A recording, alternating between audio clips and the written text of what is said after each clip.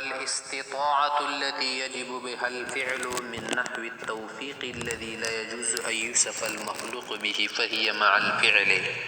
وأما الاستطاعة من جهة الصحة والوسع والتمكن وسلامة الآلات فهي قبل الفعل، وبها يتعلق الخطاب، وهو كما قال الله تعالى لا يكلف الله نفسا إلا وسعها. اس عبارت میں یہ عقیدہ ہے کہ انسان نہ مجبور محض ہے کہ بالکل بیچار اور لاچار و مجبور و کچھ نہ کر سکتا ہو، اور نہ قادر مطلق ہے کہ ہر چیز کے پیدا کرنے یا کرنے کی قدرت رکھے اور قوت رکھے. ایسا نہیں ہے. خالق حقیقی اور قادر مطلق صرف اللہ کی ذات ہے. اور دنیا کے اندر جو جمادات ہے، لوہا وغیرہ، یہ بہت ساری چیزیں جو زمین پر پڑی رہتی ہے، اور زمین اور اسی طرح سے درخت وغیرہ، یہ مجبور انسان سے کچھ نہیں کر سکتے. پتھر ہے، جس جگہ اٹھاؤ لے کے جاؤ، کچھ نہیں کہہ سکتا کہ مجھے نہیں لے کے جانا، اور نہیں سے کچھ کہتے کہ یار کیا کر لوں، مجھے اسی جگہ پر چھوڑ دو. مجبوری محض ہے. اور دنیا کے اندر بہت ساری چیزیں ہیں نا کہ وہ مجبوری محض نہیں ہے. جانور بھی مجبوری محض نہیں ہے، بلکہ جانور بہت کچھ کر سکتے ہیں نا، بھاگ سکتے ہیں، کچھ کھا سکتے ہیں. اسی طرح اگر کوئی اسے پکڑنا چاہے تو بھاگ بھی سکتے ہیں. تو انسان بھی اسی طرح ہے. نہ تو قادر مطلق ہے، اور نہ خالق حقیقی ہے، اور نہ خالق مطلق ہے، اور نہ کچھ اور ہے. دنیا کے اندر انسان بھی بہت ساری چیزیں بناتا ہے، لیکن اس کو کوئی یہ نہیں کہتا کہ وہ خالق ہے یا صانع ہے یا بدیع ہے. ایسا نہیں ہے.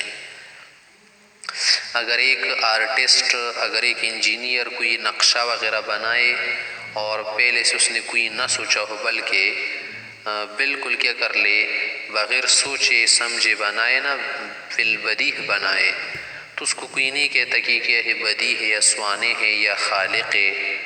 یہ نام کوئی نہیں دیتا. اگر اس طرح سے انسان کی ملکیت ہے، انسان کو املاک حاصل ہوتی ہے نا، ملکیت ہے، تو اس کو کوئی مالک نہیں کہتا. اگر مالک بھی کہتا تو مجازی معنی میں کہتا ہے کہ مالک مجازی ہے، مالک حقیقی اللہ ہے.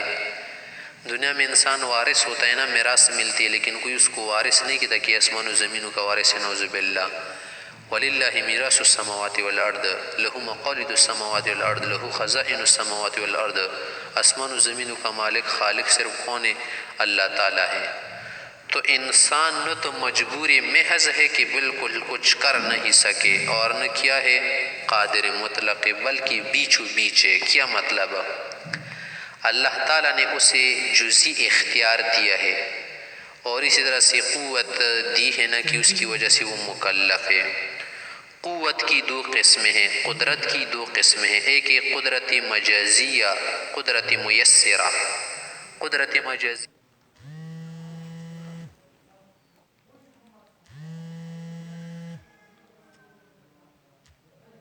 یہی قدرت ہے جو ہمیں ایسے لینے کا عمل بھی کر سکتے ہیں، برے عمل بھی کر سکتے ہیں، مال کما بھی سکتے ہیں، ضائع بھی کر سکتے ہیں. تو یہ قدرت مجازیہ ہمیں ایسے لینا اللہ تعالیٰ نے ہمیں دی ہے. قدرت میسرہ بھی اس کو کہتے ہیں.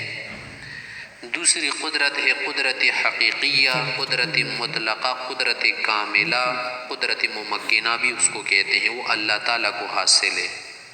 اللہ تعالیٰ قادر حقیقی، قادر ممکن ہے، اور کلی قدرت اس کو حاصل ہے مکمل طور پر. انسان کو جو قدرت حاصل ہے وہ تو جزئی طور پر ہے نا، مکمل طور پر اس کو قدرت حاصل نہیں.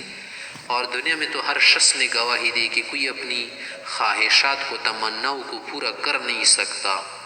تو تمناؤں کو پورا نہ کر سکنے کس بات کی علامت ہے؟ عجز کی علامت ہے نا، کہ انسان مکمل طور پر اختیار نہیں رکھتا، مکلف ہے، اور کیا ہے، ادنا قسم کا قادر ہے کہ اس کو کچھ قدرت اللہ تعالیٰ نے دی ہے.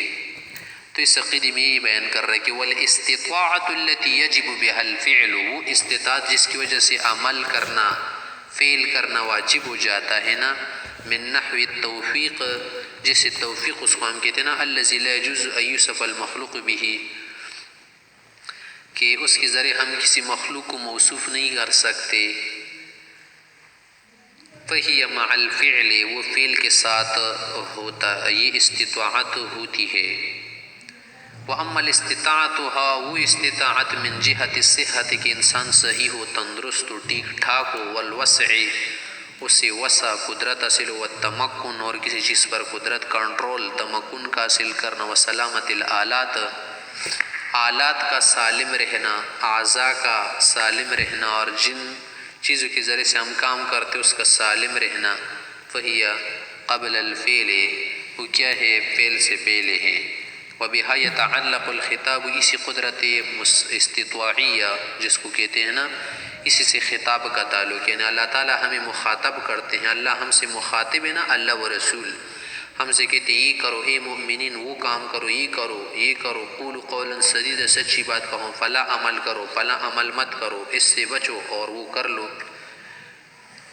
وَهُوَ كَمَا قَالَ اللَّهُ تعالیٰ جسے اللہ نے بھی اس کی طرف قرآن کریم میں ارشاد فرمایا ہے، اشارہ کیا ہے کہ لا يكلف الله نفسا الا وسعها، کہ اللہ تعالیٰ نے انسان کو صرف ان چیزوں کا مکلف بنایا ہے نا جو اس کی وسع میں ہو، طاقت میں ہو، استطاعت میں ہو۔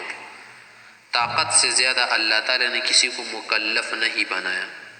تو انسان کیا ہے، نہ تو مجبوری محض ہے اور نہ اس کو مکمل طور پر اختیار حاصل ہے، بلکہ اللہ تعالیٰ نے اس کو قوت کاسبہ دی ہے جس کے ذریعے سے وہ بہت کچھ کام کر سکتے ہیں۔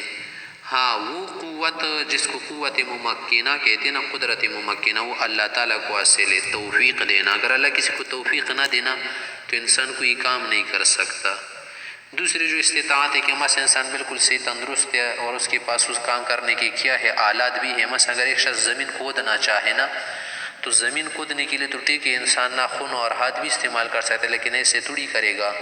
کنواں اگر کھودنا چاہے یا گڑھا کھودنا چاہے تو اس کے لیے کیا چاہیے، بیلچا چاہیے، کدال چاہیے، اور انسان کا صحیح تندرست ہونا چاہیے۔ اگر کدال ہو بیلچا بھی ہو ساتھ، لیکن انسان